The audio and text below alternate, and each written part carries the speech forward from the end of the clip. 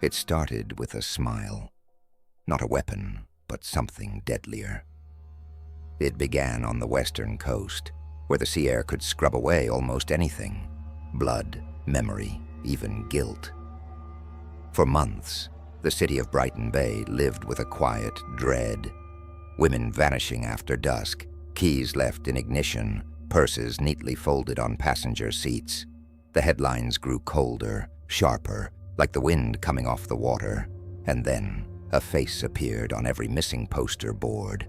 A man who looked incapable of harm. Ethan Ward, age 29, law student, volunteer at a helpline for domestic abuse victims. The smile in his photograph was the kind that softened people's defenses. Polite, assured, gentle enough to make you trust him without reason. Investigators would later call it the disarming mechanism. Before Ethan spoke a word, that smile had already rearranged his victim's instincts, turning fear into familiarity. He didn't stalk alleys or break windows. He hunted in plain sight, in daylight, in parking lots, in cafes, where charm could be mistaken for safety. Witnesses remember his routine, the casual approach, the apology for bumping a shoulder, the offer to carry groceries, the flash of white teeth, the hint of nervous laughter, small gestures rehearsed to microscopic precision. If a woman looked away, he adjusted tone. If she hesitated, he withdrew, but always left behind warmth, an unfinished thread of comfort that would draw her back. The first known disappearance linked to Ethan happened in March 1974. A college senior named Laura Kemp never made it home after a campus fundraiser. Surveillance was primitive then. A few grainy reels from a parking lot camera showing her entering a beige Volkswagen with a man whose smile filled the frame just before the tape ended. Her body surfaced 3 weeks later, buried near a creek, face carefully washed, hair combed. Forensic specialists noted something unsettling. No sexual assault, no rage, just control. Detectives felt he was testing choreography, an experiment in dominance wrapped in courtesy. Even the crime scene photos carried a strange symmetry. Objects aligned, angles deliberate, as if the killer arranged reality to match an aesthetic only he could see. One profiler wrote, "He doesn't kill for pleasure. He kills to maintain the illusion that he is still perfect." Ethan's background reinforced the deception. Born in Colorado Springs, the son of a military officer and a piano teacher, he grew up in a home that valued appearances above truth. Neighbors remember a boy who smiled too often, too early, as if he had learned that kindness was a language you spoke to avoid being hit. That smile became armor, then weapon. By the time he entered law school, Ethan understood how to mirror desire. He knew what people wanted to see and gave it back to them, flawlessly reflected. Classmates described him as the guy who never breaks eye contact. Girlfriends said he listened too well, as if memorizing their breathing. And when he smiled, it was never at anyone in particular. It was at the idea of being believed. When the second victim vanished, a nurse named Evelyn Ross, detectives noticed a pattern emerging. Each woman was last seen near a car with a flat tire. Ethan was often the helpful bystander. The gesture was so mundane it slipped beneath suspicion. But inside his mind, the hunt was meticulous. He observed their habits for days, timing their routines, studying routes home, learning when trust was at its lowest and loneliness at its peak. Forensic psychologists would later describe his behavior as predatory empathy, the ability to simulate care so convincingly that the victim's brain registers safety instead of alarm. Unlike rage killers, Ethan's violence required calm. He thrived in it. His pulse rarely spiked. His handwriting was steady, even after a murder. He was not a storm, he was a climate. One agent later confessed that reviewing his interview tapes was like listening to someone explain love with the temperature of a refrigerator. Ethan spoke about his victims as if they were beautiful puzzles that fit perfectly into his hands before shattering. Every smile, every compliment, every pause between sentences, engineered for maximum yield. The press nicknamed him the Hunter. With a smile, before his identity was confirmed. It was too accurate to be coincidental. By the summer of 1975, the city was divided between fear and fascination. Talk show hosts discussed his charisma. Women wrote letters to the police insisting they'd met a man just like him, but refused to believe he could hurt anyone. Some even defended him on radio programs. Men who smile like that don't kill. One caller said. She was wrong. In a makeshift lab beneath police headquarters, detectives examined a seatbelt stain from a Volkswagen that matched Ethan's registration. The blood was so small, it fit under a microscope slide, but enough to connect two murders. It was the first glimpse of what lay beneath the smile, a mind that treated crime as craft. Meanwhile, Ethan continued appearing at public events, photographed shaking hands with judges, speaking on victims' rights. He was becoming untouchable because no one wanted to believe that decency itself could be a mask.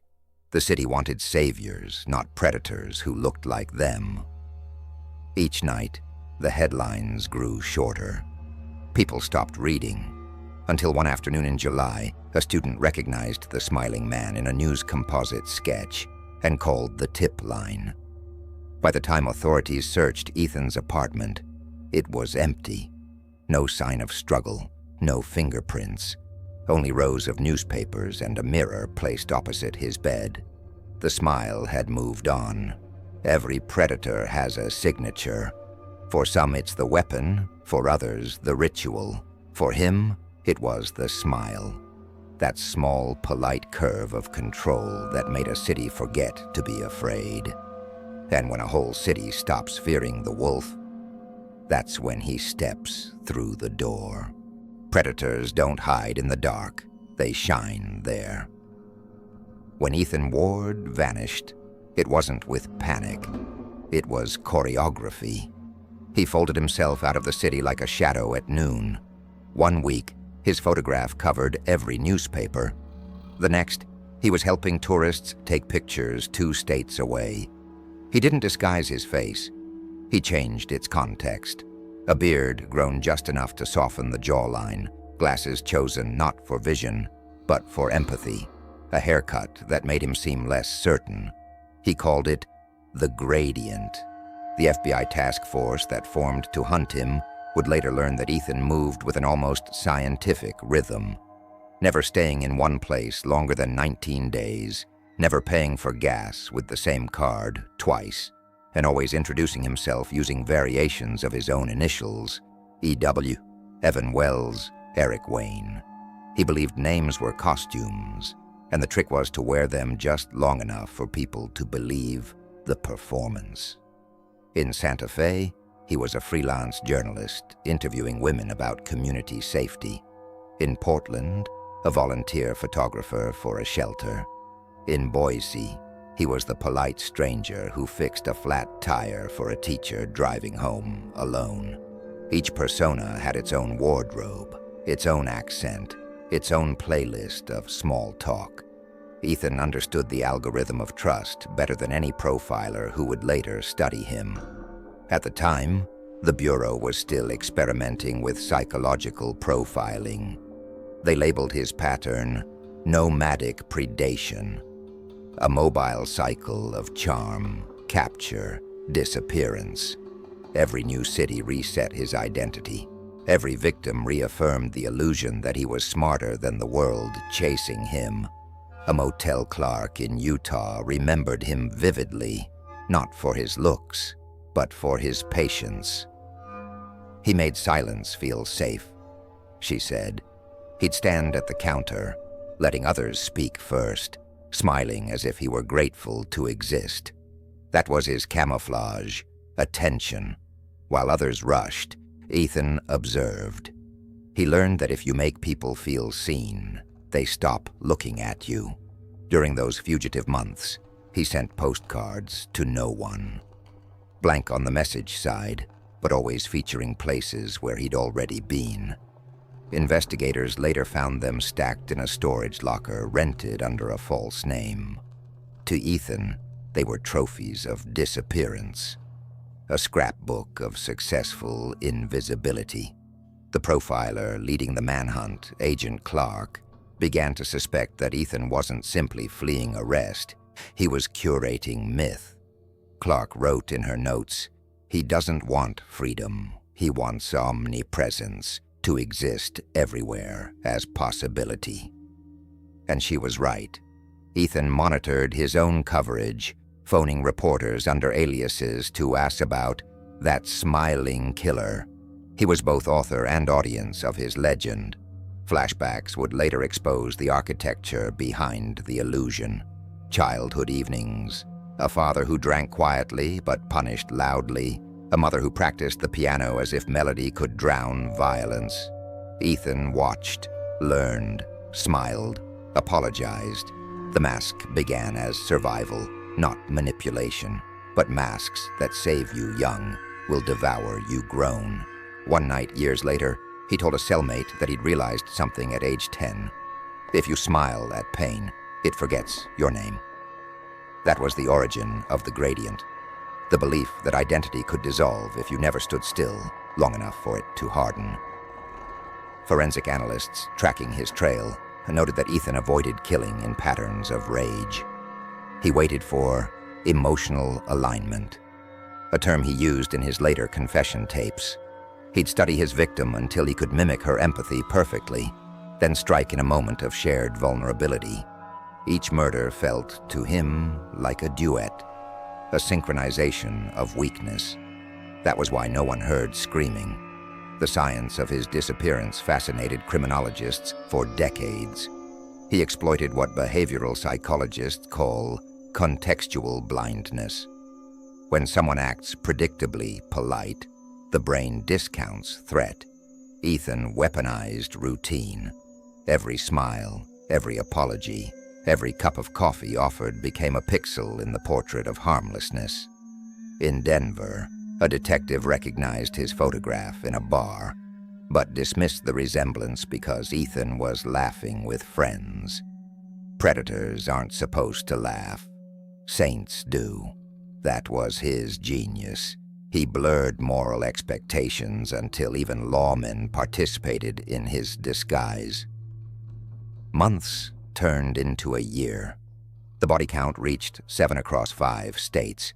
Each scene was clinically organized, shoes aligned, personal effects stacked, no sexual motive detected. It wasn't passion, it was authorship. Ethan was writing stories with corpses as punctuation. When the FBI finally traced him to a riverside community in Oregon, he'd reinvented himself again, now as Daniel Marin, an outreach worker counseling trauma victims. The irony was surgical. People thanked him for his empathy. One survivor later told investigators, "He looked at you like he already forgave you for something."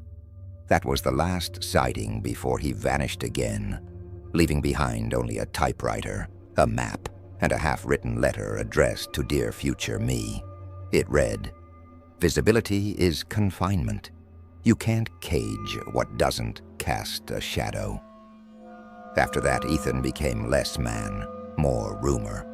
The Bureau circulated his composite sketches nationwide, but each revision looked more ordinary than the last. His greatest trick wasn't disguise, it was normalcy. Every smiling stranger in America became suspect. Agent Clark's team compiled a dossier titled The Vanishing Architecture. Inside were charts of travel intervals, behavioral triggers, even weather patterns. Ethan preferred overcast days, claiming sunlight makes guilt visible. Yet despite all data, They missed him repeatedly by hours. He was a moving negative space, a perfect void outlined by absence.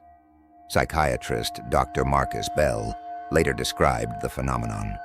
He learned to inhabit social camouflage the way an octopus wears coral. When empathy is imitation, invisibility is effortless. Back in Brighton Bay, the city that birthed his legend, parents still warned daughters about smiling at strangers. But memory fades faster than fear. Cafes reopened, laughter returned, and somewhere along a gray highway, a man with kind eyes helped a traveler fix her tire and drove away unseen. We think monsters hide in darkness, but real predators hide in kindness. They don't vanish when the lights go out. They vanish when you stop looking for danger. And by then, they've already chosen you. Charm is a language, and he was fluent in every dialect. Charm is often mistaken for goodness. It disarms because it flatters the ego, making us believe we're too intelligent to be deceived. Ethan Ward understood that principle with the precision of a surgeon. He didn't need a weapon. His instrument was rapport, the invisible thread between two minds when trust blooms too quickly to question. In every city, Ethan rebuilt the same ritual: a casual encounter in a library, a coffee shop, a roadside diner. The opening line was never about him. It was always about you, a compliment wrapped in curiosity. That book says you like questions more than answers. You must be someone who looks at people's hands before their faces. Observations like that didn't feel rehearsed, but they were. Every sentence had been tested, refined, calibrated to produce a single outcome: connection. Behavioral experts later called it the Seduction Blueprint. FBI analysts reconstructed fragments of his notebook, meticulous notes on tone, posture, breathing rhythm. He documented micro-reactions with almost academic detachment. Smiled 2.3 seconds too long. Registers sincerity. Touch forearm at midpoint of laugh. Registers safety. Each page looked like the field notes of a scientist studying empathy as prey behavior. His interactions followed an algorithm of emotional conditioning. Step 1. Exposure. Appear trustworthy. Engage briefly. Retreat politely. Step 2. Anchoring. Return unexpectedly. Recall a detail from the last meeting to simulate care. Step 3. Mirroring. Subtly synchronized gestures. Breathing. Language cadence. Step 4. Confession. Offer a small personal vulnerability, real or fabricated, to invite reciprocal openness. Step 5. Claim. Insert yourself into the other's narrative of safety. Once that happened, resistance collapsed naturally, almost gracefully. He didn't take trust. He was given it. Victims described him the same way. He made you feel like the only person in the world who wasn't broken. That was the trick. He didn't seduce with desire. He seduced with empathy. In forensic terms, Ethan had mastered effective mimicry, replicating emotional resonance without actually feeling it. Neuroscientists studying his brain scans after capture noted abnormal activity in the amygdala. Emotion recognized, but not integrated. He knew feelings. He just didn't own them. One night in Portland, Ethan met a bookstore clerk named Diane. She told friends he made sadness sound elegant. They talked about poetry, loss, and how strangers sometimes understand us better than lovers. 2 weeks later, she was gone. Her apartment showed no sign of struggle, just an unfinished cup of tea and an open window. Her cat sat by the door as if waiting for someone polite enough to knock. The crime scene fascinated profilers. Nothing stolen, no fingerprints except hers. The only anomaly was a page torn from a psychology journal lying under the bed. Highlighted line: empathy in the wrong hands becomes the perfect disguise. To Ethan, murder wasn't chaos. It was choreography. Every move a gesture of dominance disguised as affection. He didn't destroy his victims. He completed them in his own aesthetic logic, as if their final breath confirmed the illusion that he could love without consequence. In interviews years later, a forensic psychologist explained, he was addicted to the process of being believed. Each kill was less about possession and more about validation, proof that his performance could rewrite biology itself. Ethan once wrote in a private letter found later, "The body responds to comfort the same way it responds to captivity, with surrender." His confidence was its own narcotic. When he smiled, the brain of whoever faced him released oxytocin, the same hormone of trust released during intimacy. He understood the neurochemistry of charm, though not by science but instinct. He said once, "People think they choose to trust. They don't. They just feel chemicals and call it choice." The FBI created a timeline titled The Seduction Loop. Each victim corresponded to a phase in Ethan's psychological experiment. Approach, empathize, observe, erase. What frightened investigators most wasn't the violence. It was the grace. There was no hatred in his actions, no sadism, no thrill, just method.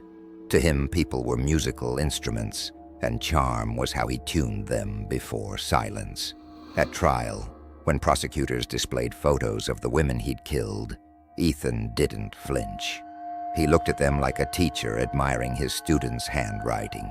He once told his lawyer, "I didn't murder anyone. I released them from doubt." The courtroom fell silent. No one could tell if he was insane or simply unashamed. Outside the courthouse, journalists debated whether he represented a new kind of killer, one forged by modern loneliness where charisma is currency and identity is performance. A criminologist described him as a mirror built for an age obsessed with reflections, because that was the deeper truth. Ethan was the product of a culture that equated likability with virtue. He didn't emerge from darkness, he grew in spotlight. Each praise, each laugh, each handshake from people charmed by him became a reinforcement of his illusion. Society raised him like a plant, fed by admiration. In that sense, his victims weren't just individuals. They were audiences, drawn to the promise of recognition. There's footage from a local news interview before his arrest. He's being questioned about a neighborhood safety campaign. The reporter asks what makes him smile so much.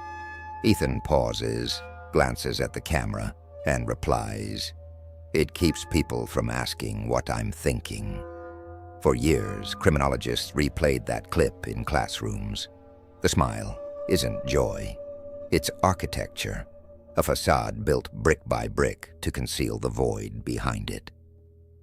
Toward the end of his spree, Ethan began keeping small trinkets, a hairpin, a Polaroid, a coffee-stained receipt, not as trophies, but as reminders of connection, proof that he existed in other people's worlds. Each object was cataloged by date and emotion. He wrote single-word notes beside them. Warmth, trust, silence. It was the closest thing he had to a diary.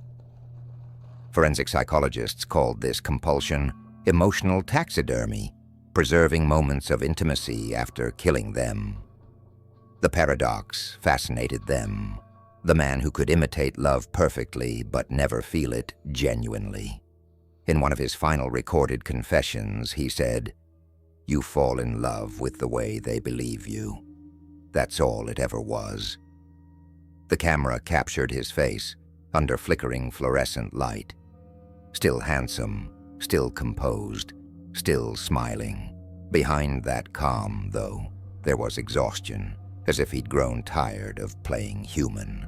For a man who mastered visibility, being truly seen was the only thing that terrified him. Charm is the oldest camouflage.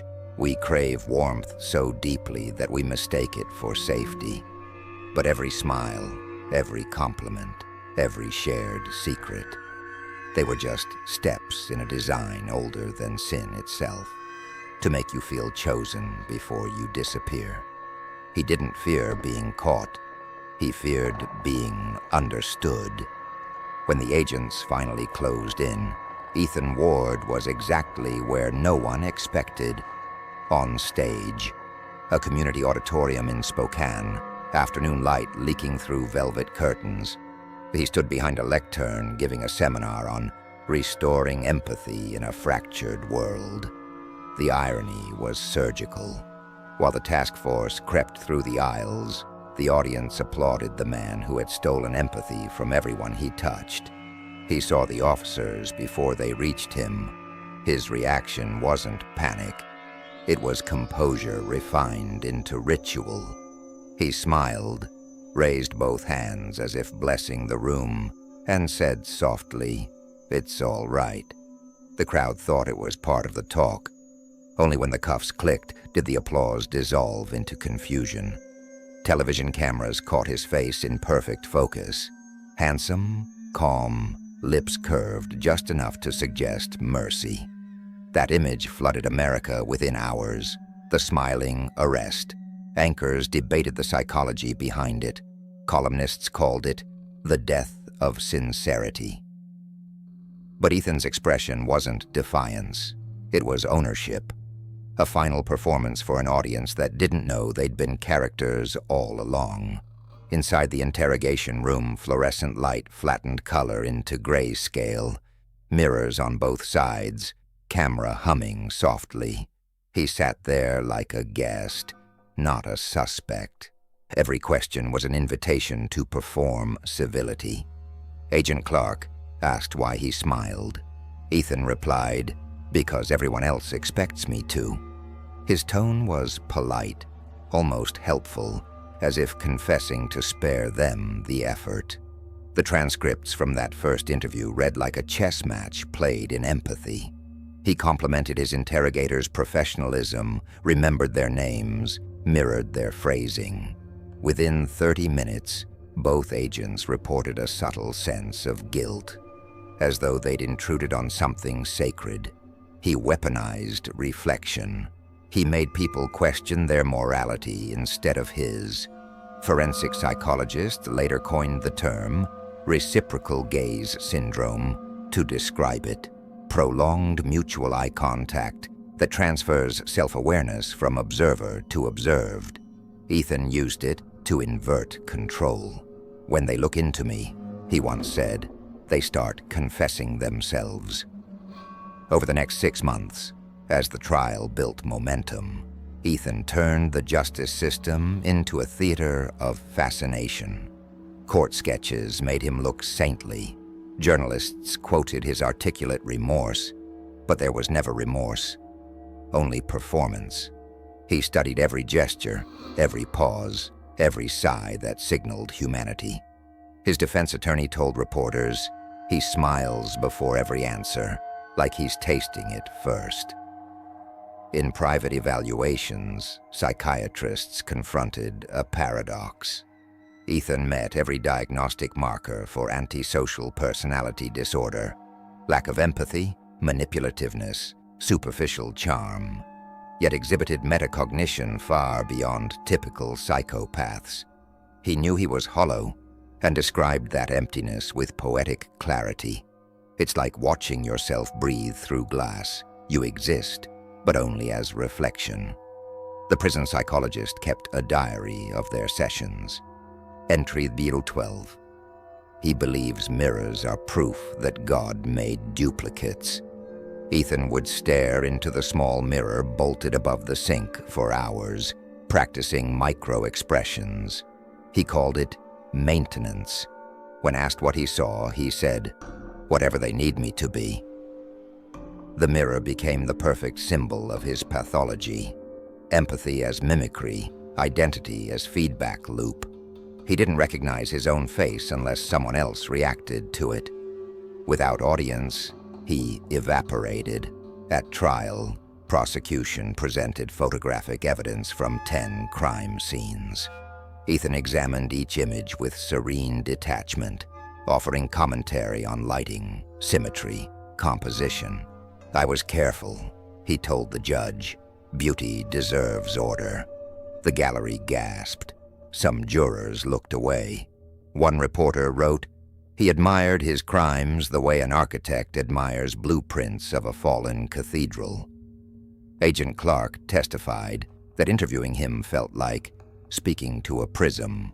Everything you say comes back brighter but wrong.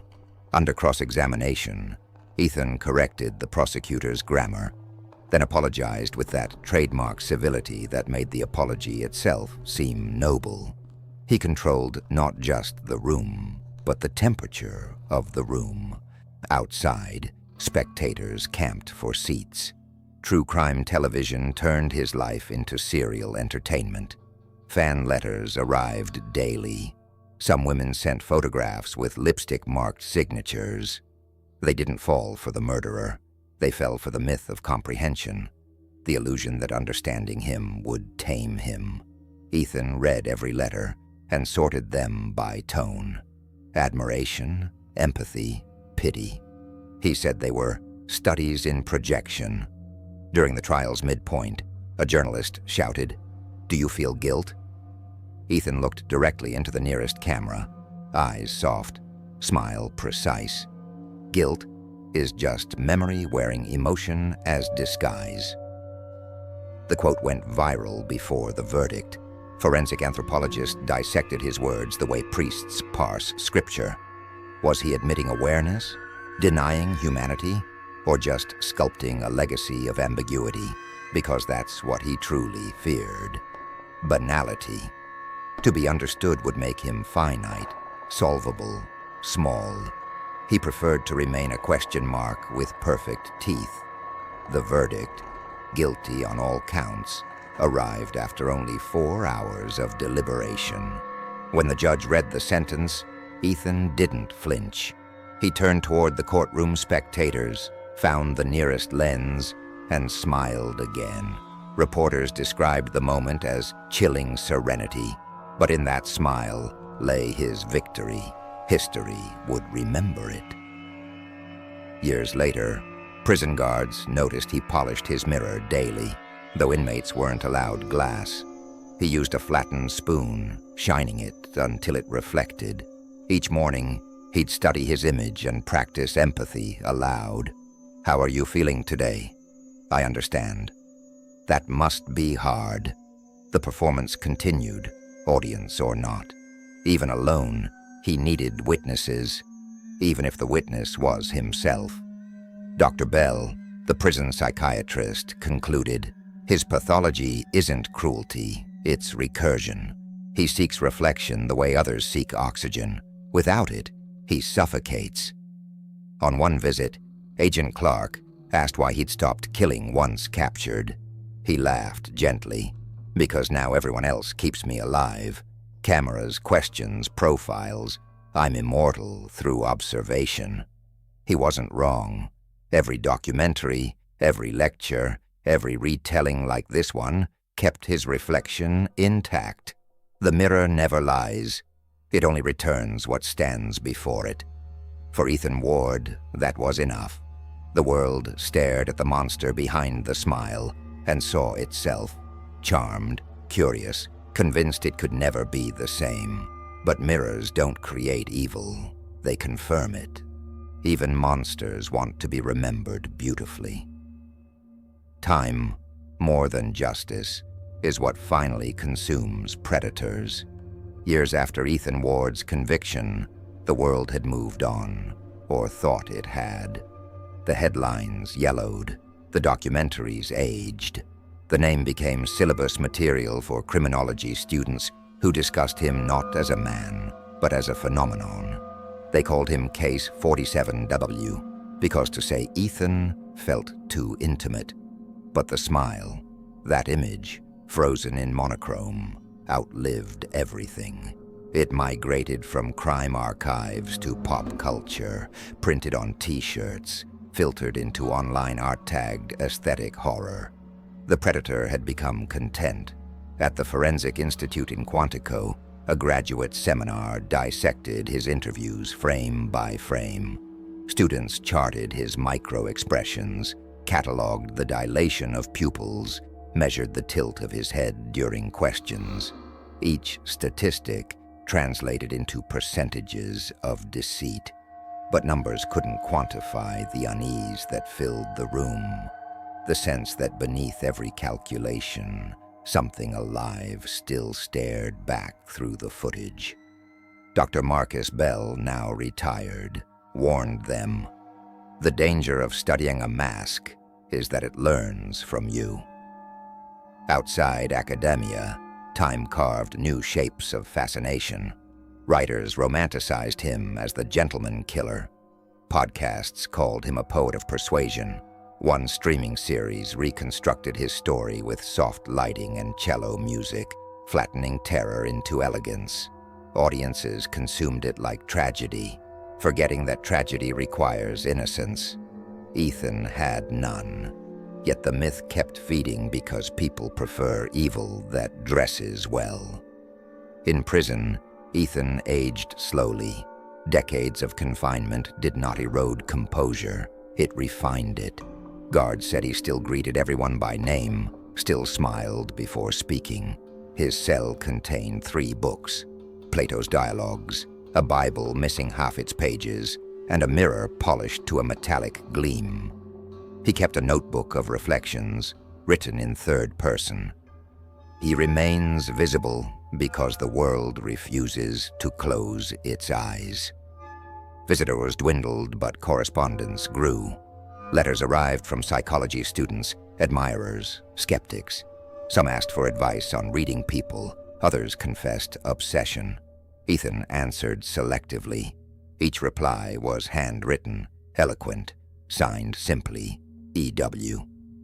To one correspondent, he wrote, "I was never hunting bodies. I was hunting belief. Once you believe me, I own the version of you that trusted." That line became infamous, quoted in textbooks beside Bundy and Alcala, etched into the mythology of charisma turned weapon. The forensic re-examination. In 2023, a cold case unit reopened several unsolved disappearances from the same era. DNA evidence newly processed linked Ethan to 3 more victims in states he'd never officially visited. The findings reignited fascination, not outrage. Society had become desensitized. Violence was spectacle, not warning. News segments introduced him to a generation that had never felt his shadow, describing him as the original influencer of empathy manipulation. The term trended for a week. Then algorithms buried it under newer distractions. Agent Clark, retired, hair silver now, appeared on a televised panel. When asked what she remembered most, she said, "His calm. We thought we'd trapped him, but he was always in control. Even now, he's controlling this conversation." The host smiled awkwardly, unaware she'd proven the point. Researchers began reframing his legacy.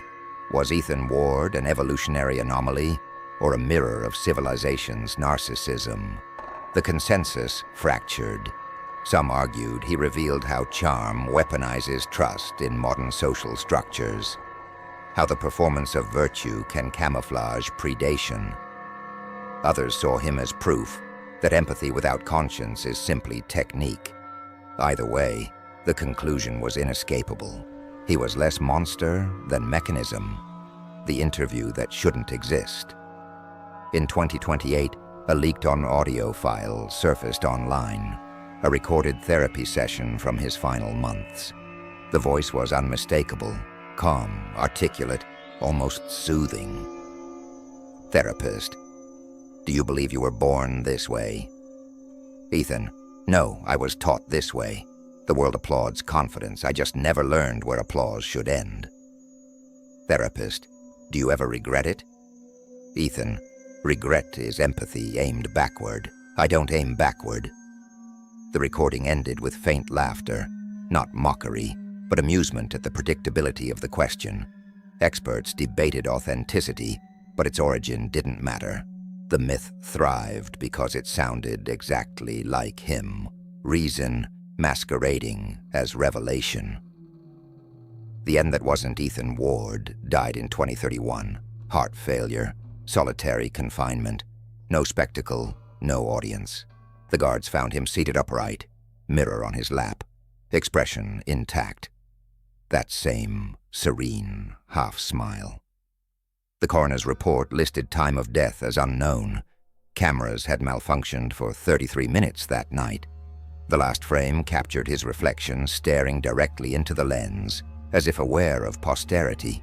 His remains were cremated, unclaimed, but someone, likely a former student, placed an anonymous memorial online, a looping image of his smile captioned, "We study what we fear to understand." Within hours, it gained thousands of shares, half quoting philosophy, half flirting with worship. The predator had achieved what he always wanted, permanence through perception. The psychology of aftermath. Forensic psychology eventually moved on to newer cases, but Ethan's pattern remained the template for effective predators, individuals who mimic empathy to manipulate. His legacy lived in risk assessment software, interrogation manuals, even dating app safety guidelines. Every time someone teaches, trust your instincts, they're echoing the fear he engineered. Yet beneath the academic detachment lingers an older discomfort. Why was he so easy to like? Why did the public forgive the aesthetic of evil when wrapped in sophistication? Dr. Bell, in his final lecture, answered, "Because he sold us the story that morality can be charming. We wanted to believe that if evil smiles, it must be misunderstood, not dangerous." That longing, not his intellect, kept him alive for decades. Epilogue, reflection. A journalist visiting the prison museum years later noticed his mirror preserved in a glass case. The plaque beneath read, "Exhibit 47W, mirror used by subject to study emotional replication, handle worn smooth by daily contact." She leaned closer and saw her own face distorted in its surface. For a moment she smiled, involuntarily, then stepped back, unsettled by the thought that even in death, Ethan Ward still knew how to choreograph a reaction. Predators die, but their reflections endure, because every generation invents its own Ethan Ward, a figure who proves that charisma can mimic conscience, that empathy can disguise hunger. History doesn't bury such men, it curates them. And somewhere in that curation, the hunt continues, not in forests or alleys, but in every room where a smile earns trust before truth.